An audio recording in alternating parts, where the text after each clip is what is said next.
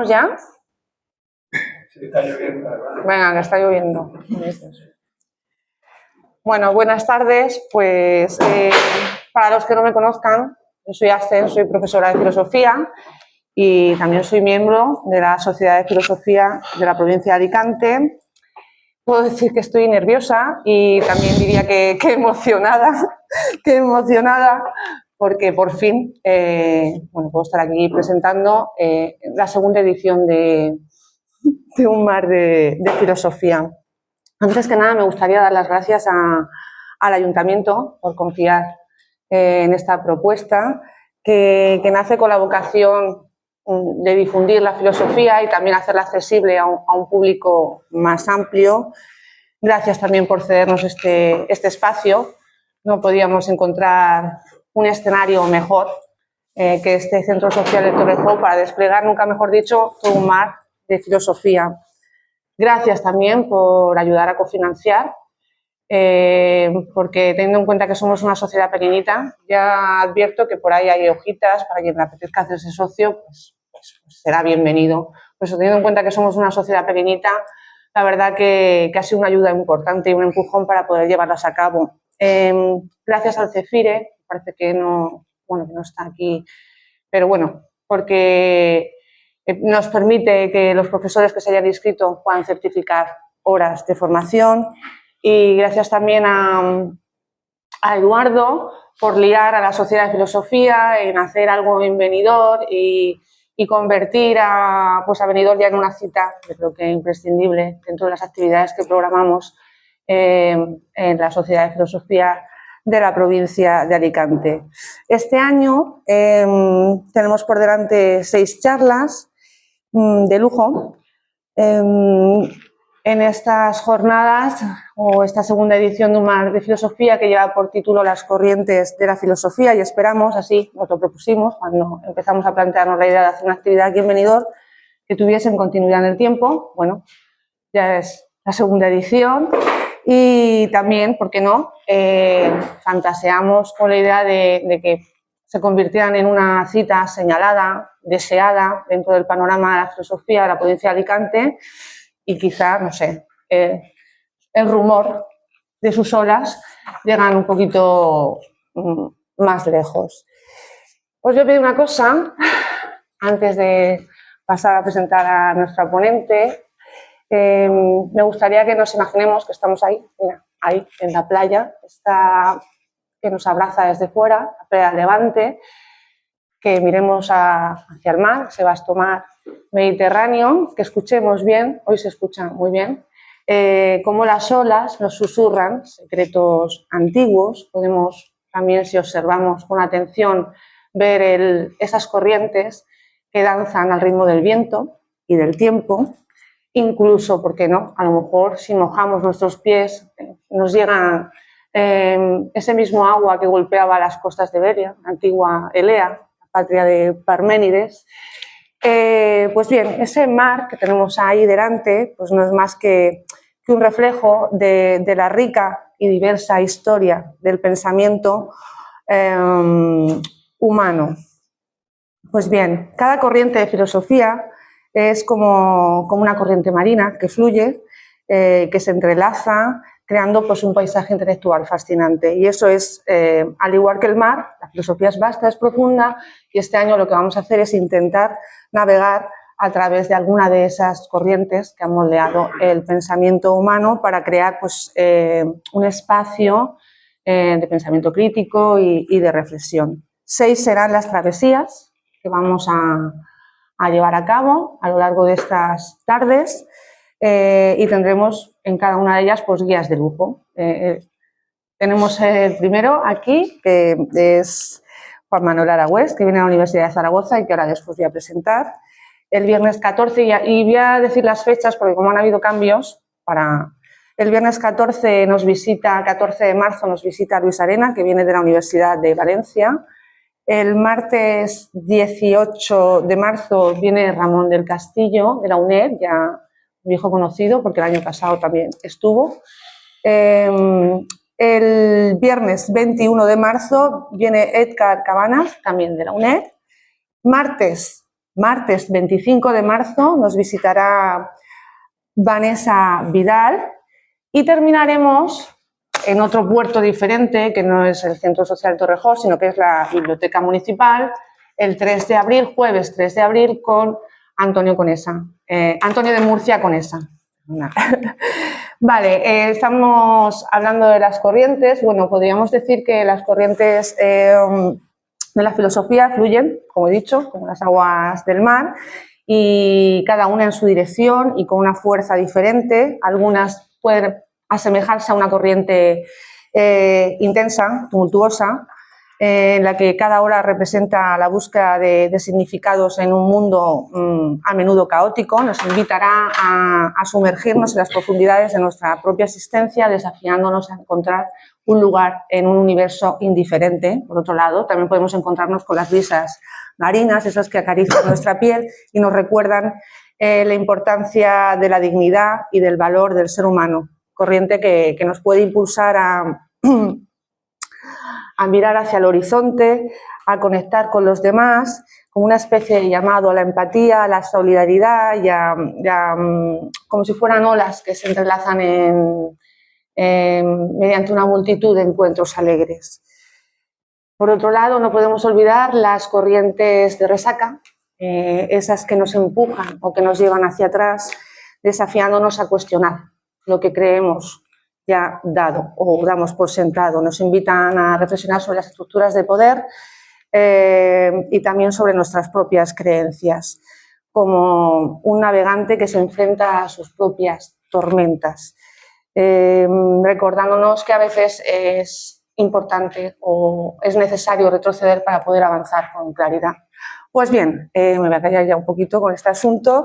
En este mar de ideas, cada una nos va a ofrecer una perspectiva única, un camino a seguir, y al igual que los navegantes que se dejan llevar por las corrientes del océano, nosotros también podremos aprender a fluir con las enseñanzas de estas corrientes del pensamiento. Así que, queridos asistentes, al embarcarnos en este viaje a través de un mar de la filosofía, les animo a dejarse llevar y que cada ola de ideas nos ofrezca la oportunidad de reflexionar, de cuestionar y sobre todo de crecer. Bienvenidos a todos a bordo. Y ahora voy a pasar a... Ya no, ahora, perdonad, quien quiera que podamos certificar, que se me ha olvidado decirlo, quien quiera que, aparte de los profesores que están inscritos y certifican a través del CEFIRE, la sociedad también puede certificar la asistencia, solamente tienen que apuntarse e ir firmando diariamente, ¿vale? Está la hojita ahí. Bueno, ahora sí. Hoy abrimos la travesía, el viaje, con Juan Manuel Aragüés Estragués, al que quiero agradecer encarecidamente su presencia aquí, porque aparte de que cuesta bastante llegar a Benidorm desde Zaragoza, también tiene una semana complicada de trabajo y bueno, aquí lo tenemos. Juanma nos acompaña con una charla que se enmarca dentro de la corriente del existencialismo, que le ha puesto por título Pensar el sujeto. Para los que no conozcan, hoy está con nosotros Juan Manuel Aragüés, profesor doctor de filosofía en la Universidad de Zaragoza. Su campo de trabajo fundamental es la filosofía contemporánea, con una orientación especialmente política. Ha publicado diversas monografías sobre diversos autores, como Sartre, Deleuze, Lukács, Marx. Voy a señalar solamente algunas, ¿no? De Sartre, El viaje de Argos, derivas de los escritos póstumos de Jean-Paul Sartre. En Mira, Volver a Sartre, 50 años después del ser y la nada. Sartre en la encrucijada, los póstumos de los años 40 en Biblioteca Nueva. Sobre Deleuze, pues puedo mencionar Gilles Deleuze, El pensamiento nómada, también en Mira. Sobre Marx, pues ¿qué sabes sobre Marx? De RBA, que está traducido en francés, en portugués y en inglés. Italiano. Italiano. El dispositivo Karl Marx, que está publicado en Prensas Universidades de Zaragoza, así como Filosofía contemporánea, líneas de fuga, filosofía contra la sociedad idiota, deseo de multitud, diferencia, antagonismo y política materialista, publicado en Pretextos y que también está traducido al francés, de la vanguardia al cibor, aproximaciones al paradigma posmoderno, en Puz. 80 sombras de Marx, eso lo he traído. Nietzsche y Freud, diccionario de filósofos y filósofas en la senda de la sospecha, Plaza y Valdés.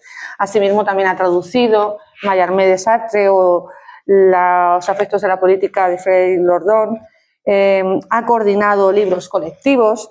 Me gustaría señalar este último, que es el último, ¿no? El último que ha salido, Disidencias poéticas y subversión, y me gusta señalarlo porque nuestra compañera de Benidorm, Ariane Aviñó, participa y uno de los capítulos está escrito por ella. Asimismo, publicó un librito destinado a padres y madres con vocación, sí, ateos. Sí, ateos, ¿vale? El laberinto de los dioses, historias y mitos para niños ateos, ilustrado, ¿no?, por su cuñado y por su hija. Es muy bonito, la verdad. Ha publicado en revistas especializadas de Francia, Bélgica, Rusia, Portugal, Colombia, Estados Unidos, Argentina. Sus artículos han sido traducidos al francés, al ruso, al checo. Bueno, muchas cosas. Ya señalar aquí sus dos últimas publicaciones, últimos libros: La escritura de los dioses, política para una imposible gramática, ¿no?, de lo real, que presentamos el año pasado en Alicante, publicado en Puz, y también El materialismo de Marx, el jardín de Epicuro, al taller de Spinoza, con la portada también ilustrada por su cuñado, de Arena Libros. En fin, que me dejo un montón de cosas, pero no puedo decirlas todas. Y bueno, y también sé que está trabajando y seguramente antes de que acabe este 2025 puede que salga alguna cosita más, ¿vale? Sin embargo, y a pesar de que me dejo, como he dicho, un montón de cosas, creo que resulta difícil presentar a alguien enumerando libros o hitos dentro de su trayectoria académica o intelectual, ¿no? Dice Chekhov que no se puede juzgar a una persona por sus logros, sino por cómo trata a los demás. Por eso, y porque le conozco un poquito, me gustaría decir hoy que nos acompaña, ¿no?, y robando los versos a Machado, más que un hombre que sabe su doctrina, Juanma es, en el buen sentido de la palabra, bueno. Y eso es lo que me gustaría señalar a mí de Juanma. Hoy, me callo ya, lo prometo, nos acompaña, me alegro muchísimo de su presencia, de que esté aquí con una charla que se va a centrar en la figura de Sartre y en su obra, que he dicho que se titula Pensar el sujeto. Quería resaltar o señalar simplemente una curiosidad, porque bueno, ya nos va a contar él y va a hablar él, que es el que sabe, que hoy precisamente es la efeméride del nacimiento de Castoriadis y curiosamente, revisando el diccionario, Castoriadis aparece por aquí, pues había una cosa curiosa sobre algo que Sartre dice de Castoriadis y Castoriadis le contesta de manera irónica, entonces pues eso me va a dar pie a darle paso, ¿no? Lo que dice, bueno, supuestamente Sartre, bueno, supuestamente no, Sartre dijo de Castoriadis que tuvo razón en el momento equivocado y Castoriadis, ¿no?, contestó de manera irónica, ¿no?, que Sartre siempre se equivocó en el momento oportuno. Así que, siguiendo la senda de Castoriadis, y porque también es su efeméride hoy, pues, también decía que pensar era como entrar en el laberinto, pues nada, no nos queda otra que entrar en el laberinto y que sea Juanma quien nos meta dentro. Así que, ahí, ya está, me callo.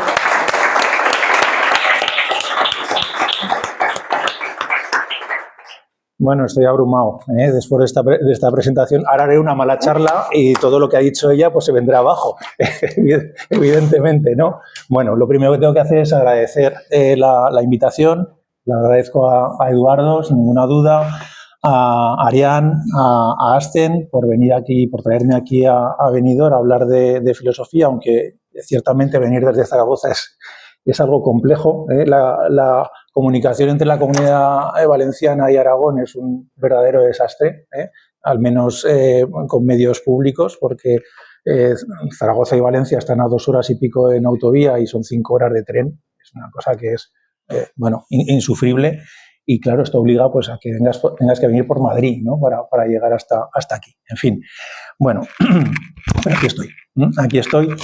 Y la verdad es que empiezo un tanto conmovido, ¿no? por 2 cosas. Primera, porque me ha tocado hablar en sitios bonitos. Recuerdo especialmente una vez me invitaron a dar una conferencia en Pau, pues una ciudad francesa a los pies de los Pirineos. Yo voy mucho a esa zona, soy un apasionado del Pirineo, de pescar, de andar por el monte y esas cosas. Y estaba dando la conferencia y viendo de fondo los montes por los que yo andaba, ¿no? Entonces era una sensación de decir, ostras, qué barbaridad, ¿no? Y claro, estar aquí hablando y viendo de fondo el Mediterráneo, pues también es algo tremendamente hermoso, ¿no? Y además conmovedor, porque mi madre amaba mucho el Mediterráneo. Mi madre, que era de Barcelona, era una fanática del Mediterráneo. Siempre me reprochaba que yo no era tan entusiasta como ella, quizá porque veraneábamos en Salou y a mí aquello no me gustaba mucho. Pero bueno, esta vista me recuerda a mi madre, ¿no? Y encima, pues que a Arce no se le ocurra otra cosa que decir que soy alguien, en el buen sentido de la palabra, bueno. Claro, esos versos están en la lápida de mi padre. Y bueno, pues que hayas citado esos versos, pues me ha hecho que de repente me haya encontrado con los 2 aquí en esta sala y por eso empiezo un tanto conmovido, ¿no? Esta introducción tan bonita que has hecho, además ver pasar las gaviotas, aunque una curiosidad, en Zaragoza tenemos gaviotas. Es una cosa absolutamente alucinante, ¿eh? De un tiempo a esta parte de repente empieza y dices, pero si hay gaviotas en Zaragoza, pero esto es ¿cómo es posible, ¿no? Bueno, pues tenemos gaviotas en Zaragoza y las oímos de vez en cuando. Esta introducción que has hecho con tanta referencia marítima, a singladuras, a viajes, a corrientes, me ha hecho cambiar la manera en la que iba a empezar mi intervención, porque efectivamente yo hice mi tesis doctoral sobre Jean-Paul Sartre, que es de quien voy a hablar, y esa tesis doctoral luego se sustanció en un libro que titulé El viaje de Argos, derivas en los escritos póstumos de Jean-Paul Sartre. El Argos era el barco de Jasón y de los argonautas, ¿no? Y utilicé ese título del viaje de Argos porque hay una anécdota, hay un texto muy bonito de otro filósofo que a mí me interesa mucho y que también está vinculado con el Pirineo y que casualmente veraneaba en el mismo pueblo al que yo voy del Pirineo francés, que es Roland Barthes. Y Roland Barthes tiene un librito que se titula Roland Barthes por Roland Barthes, en el que son textos muy breves, y hay un texto que se titula El Argos, haciendo referencia al barco de los argonautas, ¿no? Y cuenta cómo ese barco, desde que salió de Yolco, fue hasta la Cólquide y volvió nuevamente hasta Yolco, pues fue sufriendo diversas averías que hicieron que tuvieran que irle cambiando piezas. De tal manera que cuando el barco regresa a puerto, no queda, dice Barthes, no queda ni una madera, ni un clavo, ni una cuerda del barco que salió originalmente de Yolco. Y se pregunta, ¿podemos seguir llamando Argos a ese barco, cuya materialidad ya no se corresponde con la que inició el viaje, ¿no? Y esto me llevó a mí a coger esa metáfora, ¿no? para hablar de Sartre, porque en Sartre pasa lo contrario. En Jean-Paul Sartre pasa lo contrario.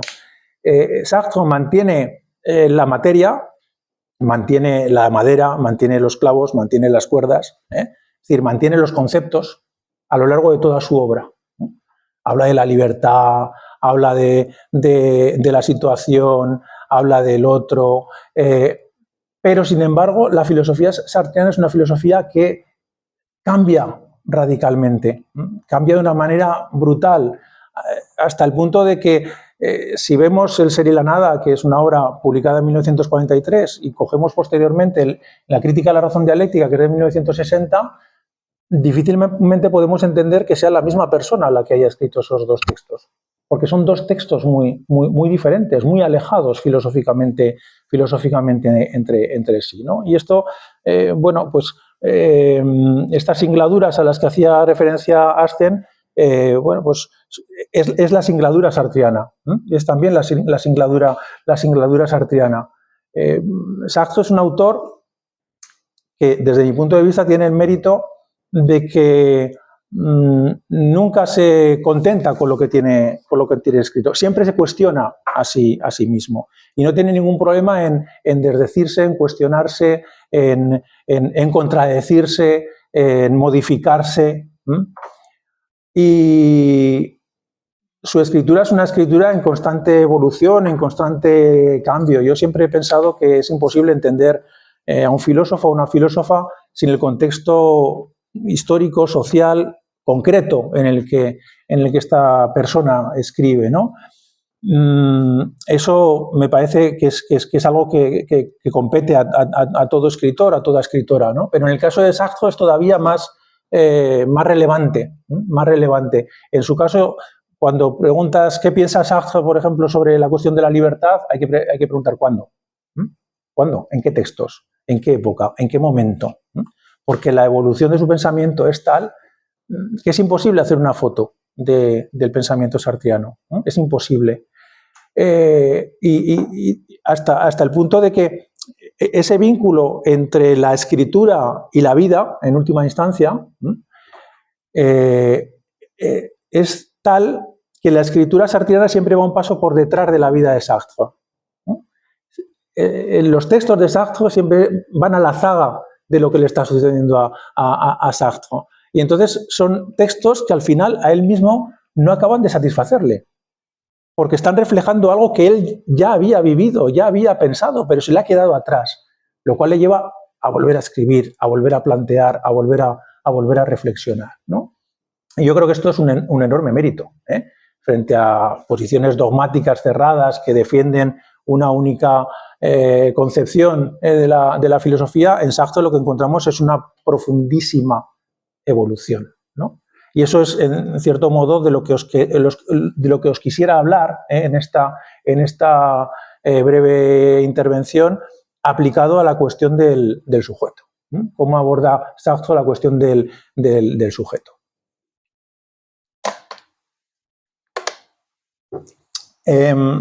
La cuestión del sujeto es algo que creo que adquiere una enorme relevancia en la filosofía del siglo XX, sobre todo a partir de esa idea nietzscheana de la muerte de Dios.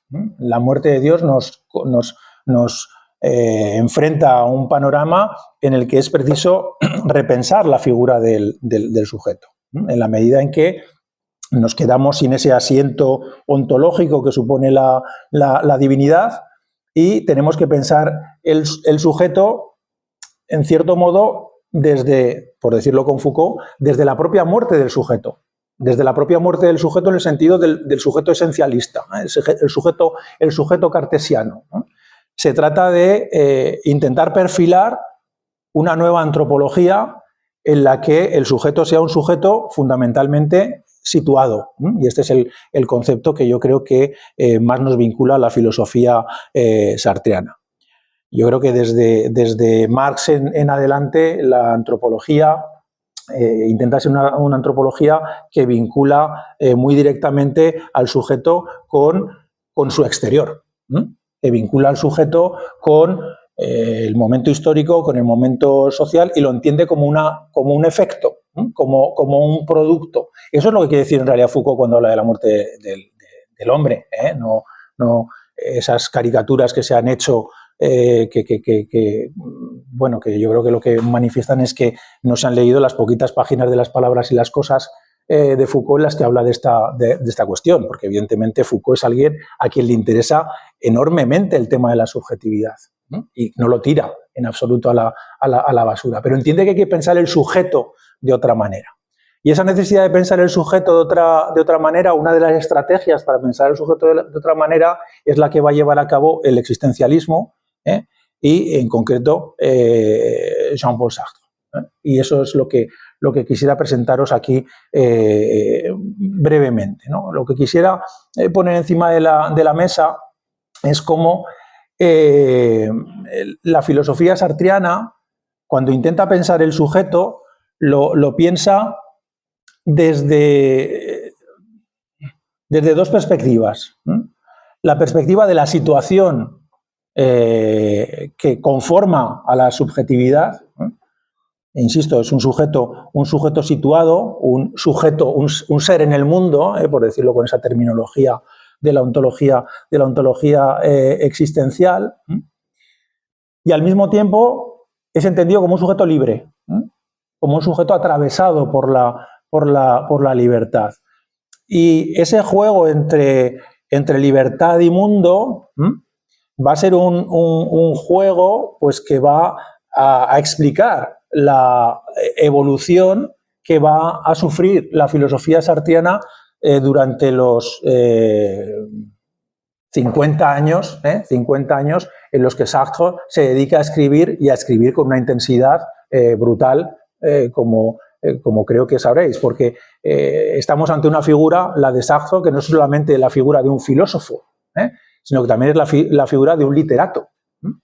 Y yo precisamente creo que para aproximarse al pensamiento sartreano, quizá más que algunas de sus obras filosóficas, la potencia filosófica de sus obras literarias es una herramienta fundamental para entender su pensamiento.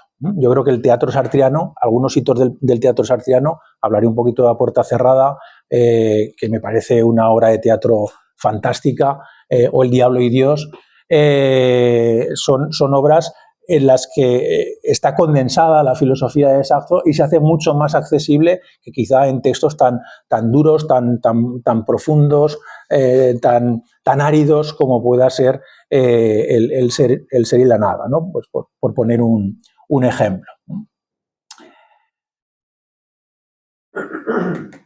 Decía mundo o situación y libertad, ¿no? O por decirlo de otra manera, cómo la presencia del mundo en el pensamiento sartreano va condicionando su concepción de la libertad y de esa manera obligando a modificar la relación con el otro, ¿no? Porque ese es otro concepto también fundamental en la filosofía de Sartre, el concepto del otro, ¿no? La relación con el otro, la cuestión de la otredad, ¿no?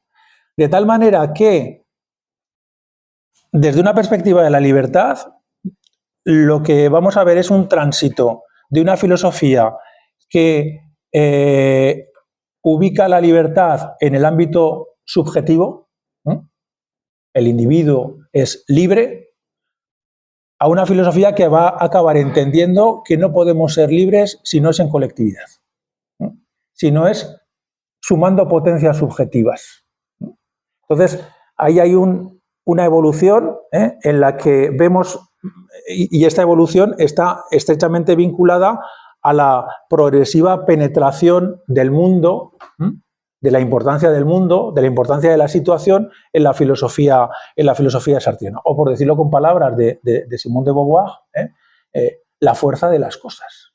Sabéis que Simone de Beauvoir tiene un libro cuyo título es La fuerza de las cosas, y precisamente está haciendo referencia a esta cuestión, cómo las cosas, cómo el acontecer, cómo el mundo presenta una fuerza que nos constituye, que nos obliga, que nos encamina, y que tenemos que responder a esa fuerza de las cosas.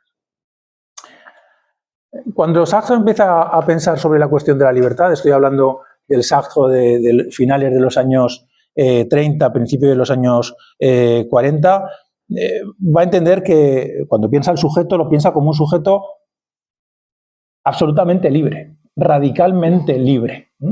Es más, él lo dice de una manera, a mi modo de ver, muy hermosa, ¿no? Porque Sartre tiene la virtud de ser un grandísimo escritor, es un grandísimo escritor. Es un grandísimo literato, a pesar de que sea un autor que últimamente, pues, al que se le presta muy poca atención. Yo creo que es una de estas figuras injustamente olvidadas, como otro nombre que se me ocurre es el nombre de Marcuse, ¿no? Que es otro filósofo que a mí me parece tremendamente interesante y que, sin embargo, no se le presta demasiada atención en la actualidad. Y además son dos autores que tuvieron bastante relación, Sartre y Marcuse, en el entorno del 68, ¿no? Cuando Sartre empieza a pensar en los años 30, 40, el tema de los primeros años 40, el tema de la libertad, entiende que el sujeto es un sujeto radicalmente libre, como os decía. Y dice textualmente que la libertad es la textura de mi ser. La textura de mi ser. Fijaos, textura viene de texto, pero texto es el participio culto del verbo tejer. Es decir, lo que está diciendo Saxo es que nuestro ser está tejido con la libertad. Es decir, que no podemos no ser libres, porque la libertad es algo que nos constituye. Por eso dice textualmente también, estamos condenados a ser libres. ¿Por qué? Porque él entiende la libertad como elección. La libertad es elección. Y Saxo dice, no podemos no elegir. Incluso cuando decidimos no elegir, hemos elegido no elegir. Por lo tanto, no podemos abdicar de la decisión de elegir, estamos constantemente eligiendo y por lo tanto somos radicalmente libres. Tan libres que Saxo llega a decir una frase que yo creo que 20 años más tarde quizá no hubiera suscrito, dice, somos libres incluso en manos del verdugo. Cuando el verdugo nos está torturando, somos libres porque, bueno, pues en última instancia podemos decidir si hablamos, no hablamos, decimos la verdad, mentimos. Bueno, Sartre no fue torturado nunca,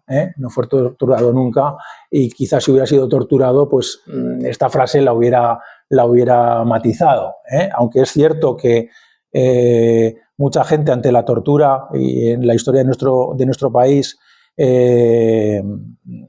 yo conozco a mucha gente torturada durante el franquismo y que no habló, y que hacían gala de no haber hablado, ¿no?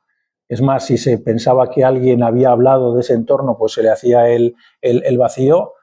Claro, estamos hablando de algo muy serio, ¿no? Responder con el silencio ante la tortura, decir que ante la tortura se puede elegir, es una afirmación que a mí me parece un tanto excesiva, pero en cualquier caso, Saxo la afirma. Saxo entiende que somos libres incluso bajo las tenazas del verdugo. Esta es la posición inicial del Saxo, insisto, de finales de años 30, principios de los años 40, y que podemos ver explicada, desarrollada en las páginas del Ser y la Nada. Esta es la concepción de la libertad que encontramos en las páginas del Ser y la Nada, y os recuerdo que El Ser y la Nada es una obra del 43. Pero os decía que la filosofía sartreana es una filosofía estrechamente vinculada a la vida de Sartre, que está atravesada por la experiencia vital de Sartre. Y va a haber un hecho que va a modificar radicalmente el pensamiento de Sartre. Él mismo lo reconoce en una entrevista que le hacen cuando cumple 70 años. En esa entrevista dice, la guerra dividió mi vida en dos. La guerra dividió mi vida en dos, la Segunda Guerra Mundial. Y es algo que le sucede a muchos intelectuales de la época, sobre todo franceses. Hay muchos intelectuales franceses, el caso Althusser también es bastante notorio en este sentido, a los que la guerra les hace cambiar su mirada sobre el mundo, ¿no? Y Sartre dice textualmente, la guerra dividió mi vida en dos. Hay una novela, Sartre escribió obras de teatro, escribió novelas, todos conocemos La náusea, pero también tiene una trilogía que se titula Los caminos de la libertad, que es una trilogía pues bastante autobiográfica, en la que cuenta, pues, bajo el seudónimo de Mathieu,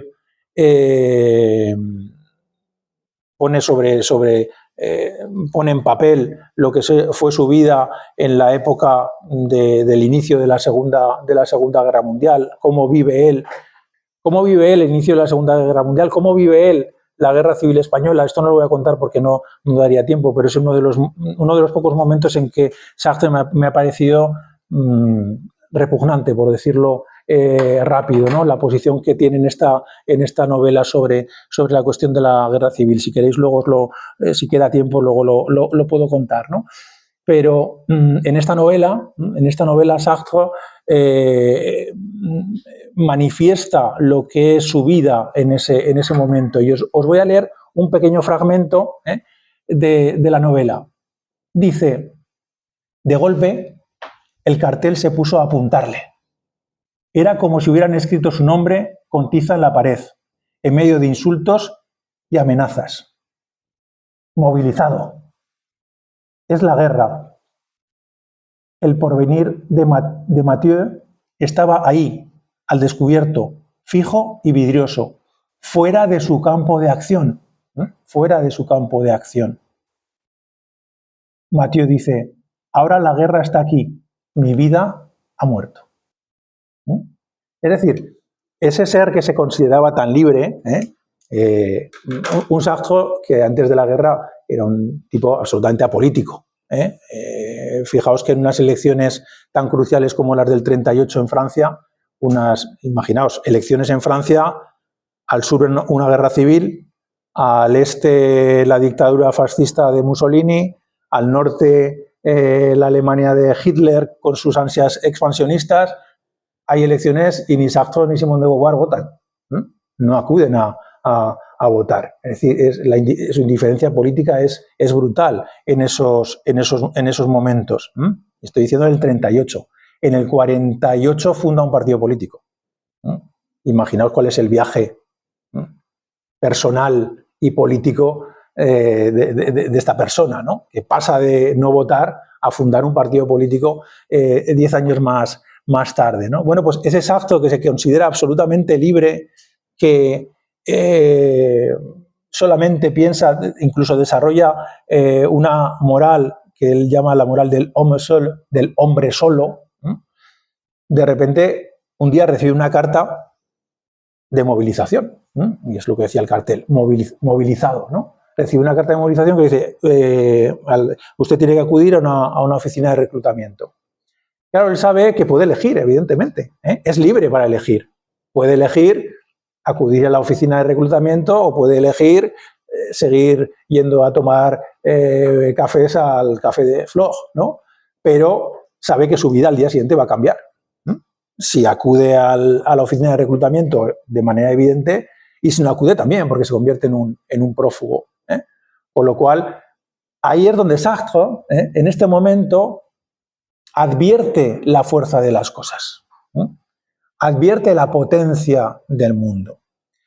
Se siente como un ser situado, porque el concepto de situación es un concepto central en la filosofía sartriana desde sus inicios, desde su origen. Se siente situado, pero se siente en una situación que en estos momentos ya le supera. Lo acabamos de leer, ¿no? Cuando dice: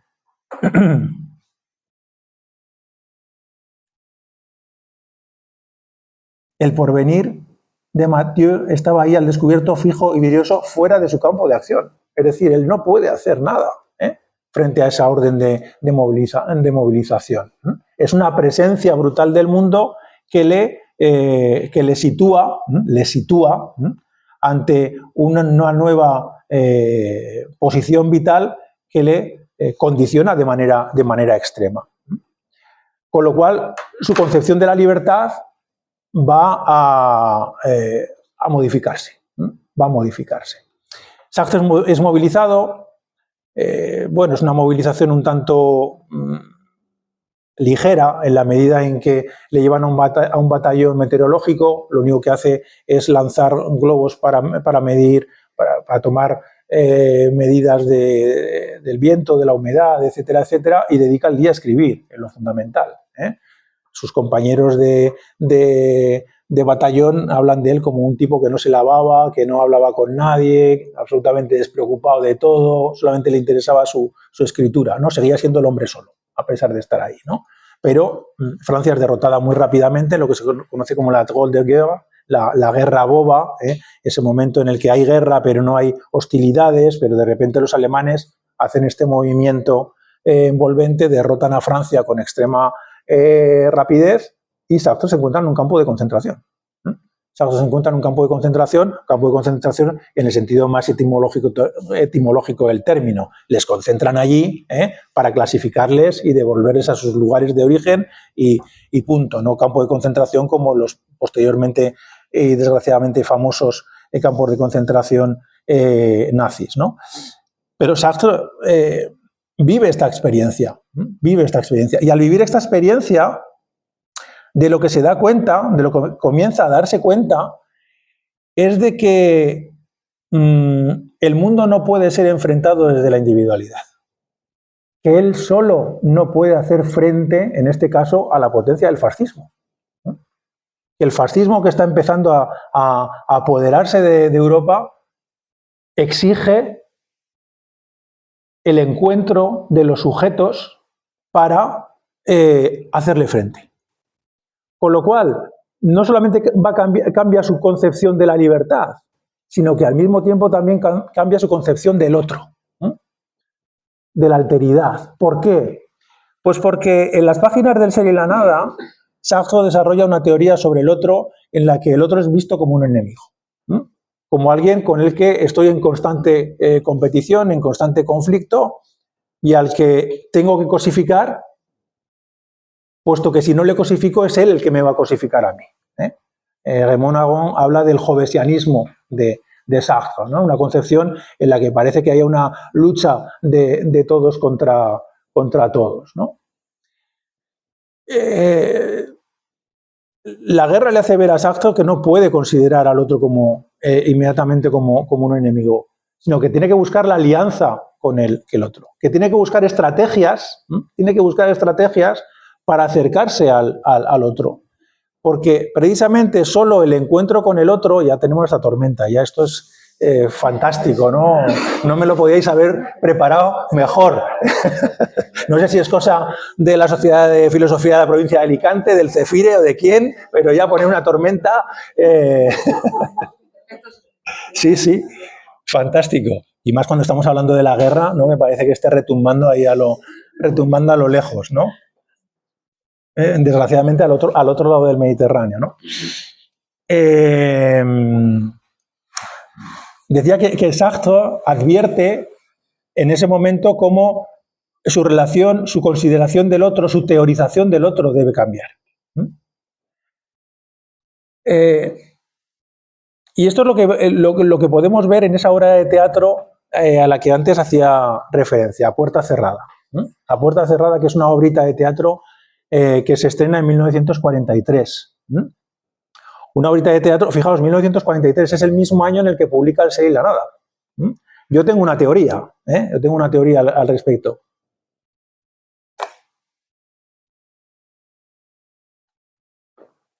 Es difícil beber con esto, pero con pitorro ya, o sea, ya me estaba recordando cuando mi hija era pequeña, ¿no? Y tenía que beber con estas cosas. Es complicado. Yo pienso que cuando Sartre publica El Ser y la Nada, Sartre ya no está ahí. Sartre ya no se ve representado por El Ser y la Nada. ¿Por qué? Porque El Ser y la Nada sigue planteando esta idea del hombre solo, el otro como enemigo, la libertad absoluta del sujeto que a través de su elección puede hacer lo que le dé la gana. Algo que Sartre empieza a redactar el ser y la nada en el 39, cuando está precisamente en el batallón meteorológico le escribe una carta a Simone de Beauvoir y le dice: he empezado a redactar un tratado de ontología fenomenológica, ¿no? Eso es el 39, es decir, le cuesta cuatro años. Pero claro, si empieza a redactarlo en el 39, está intentando reflejar el pensamiento que ya tenía en ese momento. Es decir, para mí El Ser y la Nada es una obra del 38, del 37, que por inercia escribe, pero en el momento en el que lo echa encima de la mesa, Sartre ya no está ahí. Sartre ya no está ahí. ¿Y por qué Sartre ya no está ahí? Esa es mi teoría. Eso se puede ver bastante bien en esta obrita de teatro que os estoy diciendo, en A Puerta Cerrada, que desde luego os recomiendo leer, porque además se lee en una tarde, son pocas páginas y se lee con extrema facilidad, ¿no? Y es una obra de teatro que, a pesar de que acaba con el planteamiento del ser y la nada, su última frase es una reproducción del planteamiento del ser y la nada, su última frase, su penúltima frase es esa conocida que el protagonista pronuncia y que dice: el infierno son los otros, ¿no? L'enfer c'est les autres, el infierno son los otros. Pero claro, es una frase pronunciada después de todo un ejercicio de reflexión filosófica por mediación literaria. A puerta cerrada es un laboratorio filosófico. La literatura sartreana es un laboratorio filosófico. Es el lugar en el que Sartre se permite dejarse ir. Se permite pensar, reflexionar, proponer, y se convierte en base para lo que posteriormente son sus textos filosóficos. ¿Y qué es lo que vemos en esta magnífica obra de teatro? Esta obra de teatro, para quien no la conozca, lo que hace es colocar a tres personas en el infierno. Un infierno que no tiene nada que ver con la imagen del infierno que tenemos. Eso es lo primero que advierten los tres condenados. Dicen: pero bueno, ¿qué infierno es este? No hay tenazas, no hay fuego, no hay diablos. Y el que les lleva allí pues sonríe y dice: todo el mundo dice lo mismo, ¿no? Y se empieza una relación. Dos mujeres y un hombre se presentan. Dos de ellos dicen: no, yo estoy aquí por equivocación, yo no he hecho nada, yo soy una buena persona. Y la tercera persona es la que se dedica a desenmascarar. Les dice: bueno, mira, aquí no hay equivocaciones, si estáis en el infierno es porque algo habéis hecho, ¿no? Entonces constantemente se dedica a desenmascarar la historia de los otros dos, ¿no?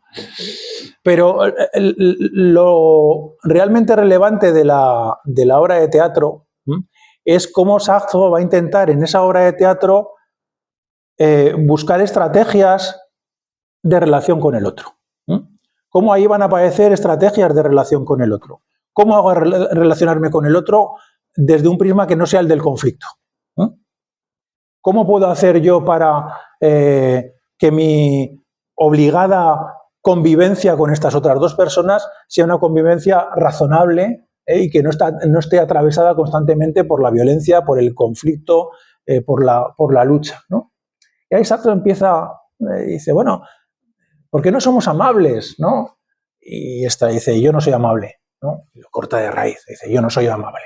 Es decir, vale, es decir, vamos a encontrarnos en la amabilidad, ¿no? Dice: no, por ahí no van las cosas. Dice: bueno, ¿por qué no nos ayudamos, ¿no? ¿Por qué? Y empiezan ahí a aparecer una serie de gestos, de rasgos, todos ellos abocados al fracaso, finalmente, pero en los que se ve que Sartre está intentando pensar cómo superar el horizonte de la violencia y del conflicto y del individualismo que había publicado, redactado y diseñado en el ser y la nada. Es decir, esta obra empieza a abrir un camino de reflexión. Empieza a abrir un camino de reflexión que va a ver su extensión en una obra nada conocida en castellano porque no está traducida, que es Los cuadernos para una moral. Los cuadernos para una moral. Sartre acaba El ser y la nada con una frase que dice: estas reflexiones merecerán un texto más amplio sobre la moral. Creo que la última frase del ser y la nada es moral. Voy a escribir una moral. Cosa que ya había dicho en la trascendencia del ego. También dice: tendré que escribir algún día una moral. En El ser y la nada vuelve a decir: voy a tener que escribir una moral. Lo hice varias veces en su vida y nunca publicó una moral. Nunca publicó una moral. Esto, curiosamente, es muy paralelo a lo que le pasa a alguien con el que tuvo unas disputas brutales, pero cuyas filosofías en realidad no están demasiado alejadas, que es el filósofo marxista húngaro Georg Lukács. Con Lukács tuvo polémicas muy encendidas, pero si analizamos el fondo de sus filosofías están bastante cercanas, ¿no? Y Lukács también dijo que tenía que escribir una moral, lo dijo varias veces, y acabó por no escribir la moral. Lo de Lukács es más gracioso porque Lukács quería escribir una moral, pero pensó, para escribir una moral tengo antes que escribir una ontología, ¿no? Y se puso a escribir una ontología. Escribió 3000 páginas de ontología. Imaginaos el tiempo que le llevó a escribir su ontología del ser social. Cuando tenía redactada su ontología del ser social, se la dio a sus alumnos para que la leyeran, a dos de sus discípulos, que le hicieron una serie de apreciaciones, ¿no? Y entonces pensó, bueno, pues tengo que hacer unos prolegómenos a la ontología del ser social, porque lo que me dicen tienen razón, tal, y entonces escribió unos prolegómenos, y se murió, claro, al final se muere, y no puede escribir la moral, no pudo escribir su moral, Lukács. Por cierto, que estamos publicando en Prensas de la Universidad de Zaragoza la ontología del ser social, es la primera traducción al castellano, y bueno, pues yo creo que es un texto que merece la pena, ¿no? Sartre acaba El ser y la nada proponiendo una moral, que nunca publicará, pero sí que hay unos cuadernos que él redacta entre los años 47 y 48 en los que intenta construir una moral a partir de los planteamientos intenta construir una moral. Claro, como intenta construir una moral que ha prometido en El ser y la nada, lo primero que hace es intentar reproducir una moral que siga los planteamientos del ser y la nada. Es decir, una moral de la violencia, el otro como enemigo, y se cobija en el planteamiento de la dialéctica del amo y el esclavo. Bueno, la moral del señor, la moral del esclavo, ¿no? Pero Sartre no está ahí, no está ahí. O sea, la violencia es algo que en ese momento, acabada la Segunda Guerra Mundial, por eso exhibe el existencialismo, es un humanismo, no me da tiempo de entrar en esto, pero es el repudio a la violencia que han vivido durante 5 años como consecuencia de la guerra, lo que le lleva a Sartre a decir yo soy humanista, cuando el existencialismo en absoluto es humanista, y sin embargo tiene un texto que titula El existencialismo es un humanismo, pero en un momento en el que todos se llaman humanistas, los gaullistas son humanistas, los comunistas son humanistas, los existencialistas son humanistas, todos menos Heidegger son humanistas. Todos. Bueno, Sartre condena la violencia, no se siente a gusto con un universo de violencia y entonces, sí, redacta una parte de los Cahiers pour Immoral siguiendo la estela del ser y la nada, pero va a buscar alternativas. Y esas son las alternativas que ya ha empezado a plantear A puerta cerrada. Y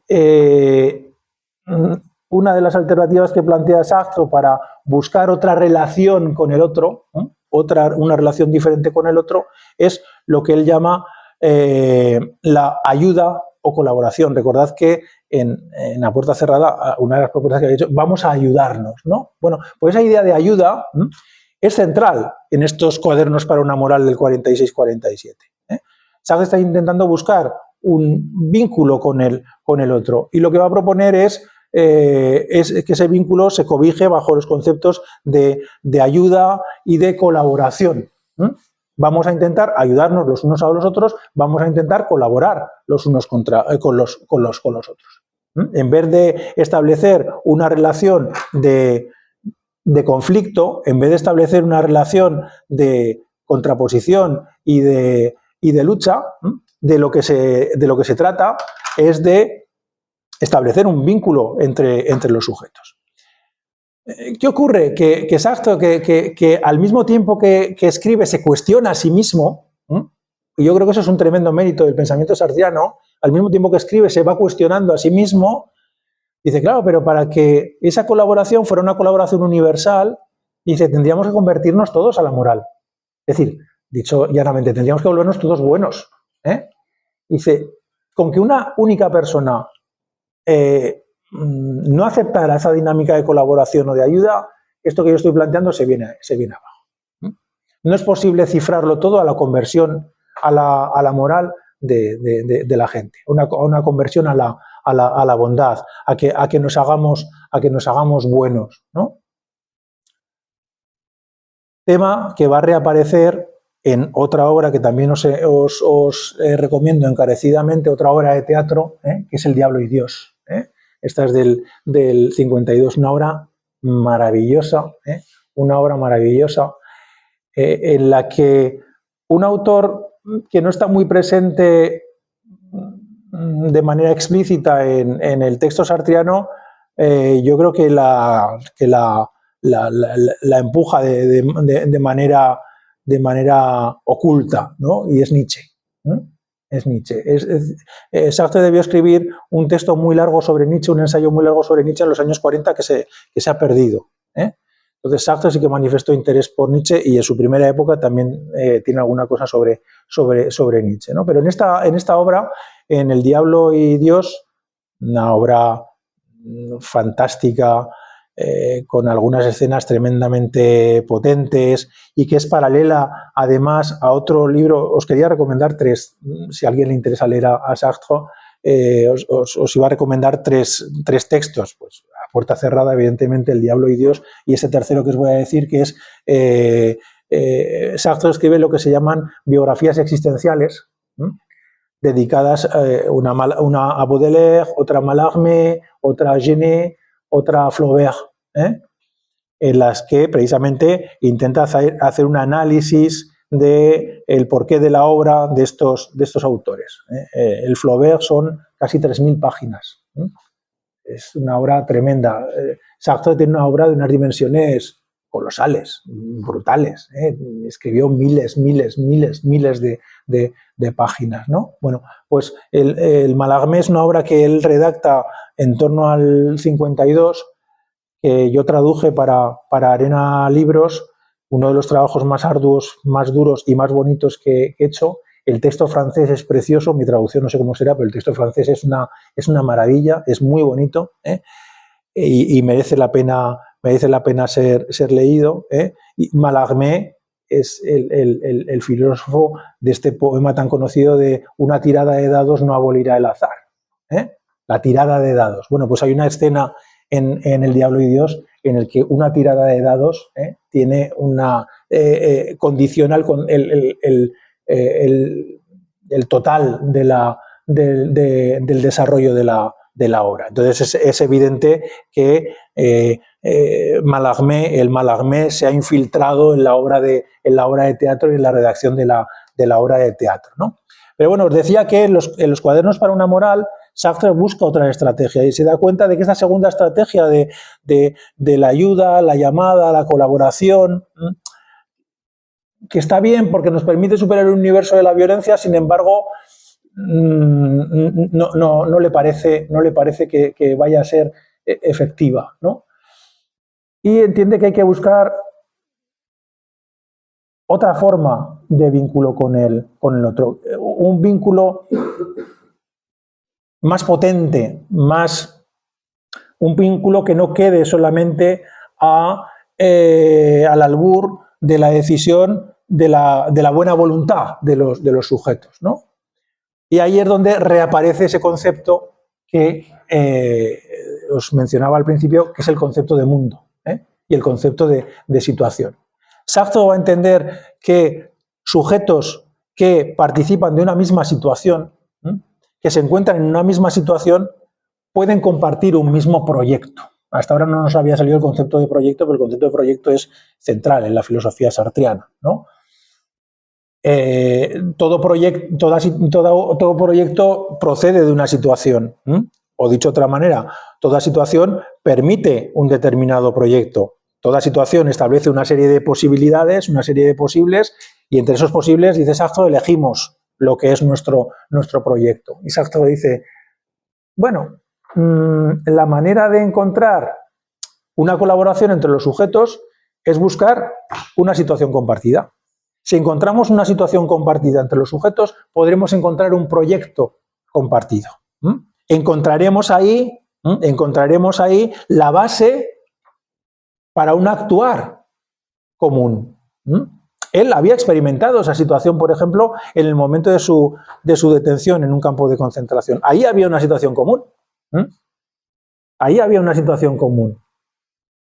Un conjunto de individuos, de sujetos que habían abandonado su condición de individuos aislados y de repente se habían encontrado con una situación compartida. Estar sometidos al dominio, al encarcelamiento por parte de una potencia ocupante, una potencia extranjera y una potencia expresa el fascismo dominante en ese momento. Curiosamente, cuando Sartre vuelve, esto es un pequeño paréntesis, cuando Sartre vuelve a París, cuando Sartre regresa a París después del campo de concentración y se va a dar clase a su instituto, lo primero que propone a sus alumnos es una redacción cuyo tema es el remordimiento. Puede ser una casualidad, puede ser una casualidad. Pero claro, de alguien que venía de ese apoliticismo, esa consideración del otro como enemigo, de ese egocentrismo expresado en su filosofía, pues que cuando después de la experiencia de la guerra, el campo de concentración, pues plantee el remordimiento, yo creo que es relevante. Y no solamente eso, sino que con sus alumnos organiza un grupo de resistencia. Un grupo de resistencia que se dedica a repartir octavillas por París, cosas que algunos han caricaturizado, como si repartir octavillas en el París ocupado por los nazis y la Gestapo fuera lo mismo que repartir octavillas en la Plaza del País Valenciano o en la Plaza España de Zaragoza, ahora, ¿no? Hace falta bastante valor para irse a repartir octavillas por París, en un París ocupado por los nazis. Y Sartre lo hace con su alumnado. Con lo cual ahí hay un compromiso, esta palabra también es importante en la filosofía sartriana, la de compromiso bastante y una politización evidente, ¿no? Pero decía que Sartre, voy a intentar ir terminando para no extenderlo demasiado y dar tiempo a que podamos hablar un poquito y si hace falta pues desarrollo más cosas, ¿no? Pero Sartre lo que busca es una situación común. Y aquí es donde Sartre acaba acercándose al marxismo. Acaba acercándose al marxismo, al que acabará considerando en la crítica a la razón dialéctica, lo define como la filosofía insuperable de nuestra época. Lo define así. Y hace un primer planteamiento, de una cierta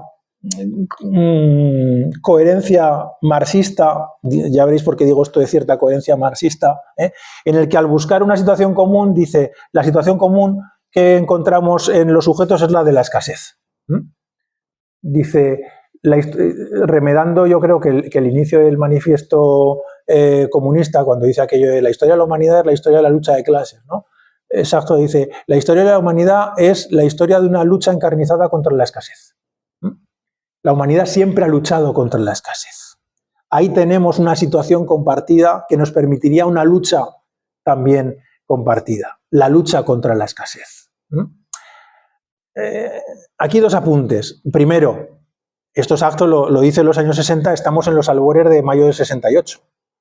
Un mayo del 68 que precisamente va a ser una revolución que no se va a cimentar sobre cuestiones económicas, sino sobre otro tipo de problemáticas, otro tipo de cuestiones.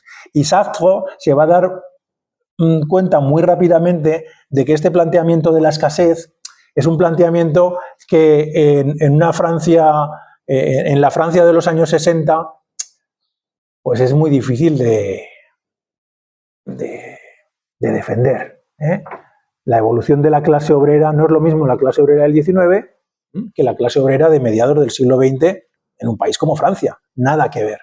Y Sartre se da cuenta de esto y buscará otro tipo de situaciones compartidas, se acercará al discurso de los nuevos sujetos, hablará del feminismo, hablará de las relaciones norte-sur, hablará de la ecología, bajo el paraguas del 68.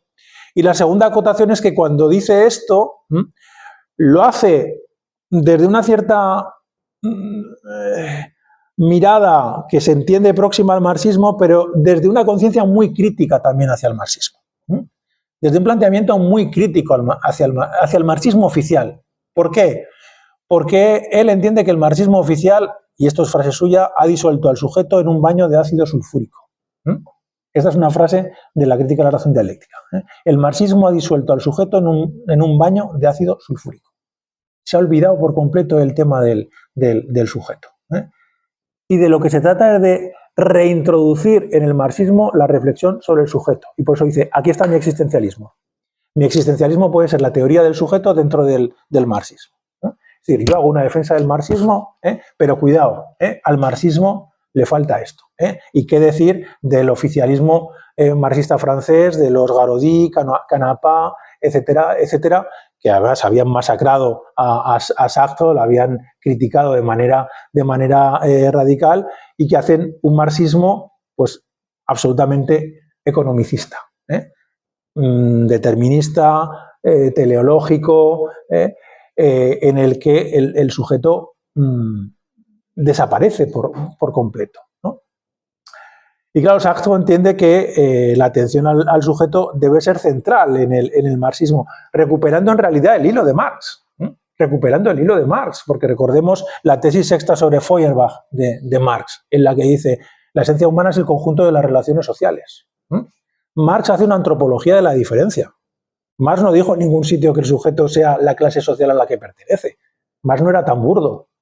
Marx no era tan burdo como sus seguidores, como algunos de sus seguidores. Era mucho más matizado, ¿no? Y entonces Sartre lo que intenta es hacer un discurso que él entiende que es marxista, pero reivindicando lo que él llama una jerarquía de mediaciones dentro del marxismo. Hay que construir una jerarquía de mediaciones dentro del marxismo. Y esto es lo mismo que dice Lukács. Esto es lo mismo que dice Georg Lukács en su ontología del ser social. Y a pesar de que Sartre y Lukács han tenido una polémica encendidísima en el 49, en la que se han tirado los trastos a la cabeza, se han incluso insultado en prensa, en realidad, si analizamos sus textos finales, si analizamos la crítica a la razón dialéctica, la ontología del ser social, la crítica al marxismo stalinista, al marxismo ortodoxo, está en ambos dos, y es una crítica hecha desde la reivindicación de un marxismo en el que el tema del sujeto tenga importancia. Por eso Sartre también entiende que es importante el psicoanálisis, aunque él hace un psicoanálisis que llama psicoanálisis existencial, muy peculiar, que es un psicoanálisis sin inconsciente, pero él dice, por favor, es que para los marxistas parece que el ser humano nazca el momento que recibe su primer salario. Dice, ¿dónde está la infancia? Con lo importante que es la infancia en la constitución del sujeto, ¿no? Entonces denuncia la pobreza del marxismo oficialista. En la crítica a la razón dialéctica también podemos encontrar, dice, claro, los marxistas oficiales dicen que Flaubert escribió Madame Bovary pues porque era un pequeño burgués del 19. Eso es no decir nada. ¿Cuántos pequeños burgueses hubo en el 19 que no escribieron Madame Bovary? Habrá que acudir a desentrañar las causas que llevan finalmente a Flaubert a escribir Madame Bovary. Y Sartre dedica 3.000 páginas a desentrañar por qué Flaubert escribió Madame Bovary. Unos dicen un pequeño burgués del 19 y otro escribe 3.000 páginas para intentar explicar. En resumidas cuentas, y terminando, lo que vemos en él es un viaje de largos, un larguísimo viaje en el que hemos partido de un sujeto que reivindica la individualidad, reivindica una libertad incondicionada a pesar de que sea un sujeto situado, a otro discurso que guerra mediante, lo que va a hacer es entender el estrechísimo vínculo que existe entre libertad y mundo y el imprescindible gesto de acercamiento al otro para acrecentar la potencia subjetiva como única manera de ser libres. La única manera de ser libres es a través de la acción colectiva, no desde la individualidad. Con lo cual, encontramos finalmente en Sartre, y esto yo no sé si es una cuestión de pasión mía, que igual es que veo Spinoza en todos lados, ¿no? Pero para mí son dos gestos spinosianos en Sartre, ¿no? Ese intento de conjugar el peso del mundo con la libertad subjetiva, y ese llamamiento a la composición de los cuerpos, a la construcción de lo colectivo como única manera de ser libres. Muchas gracias.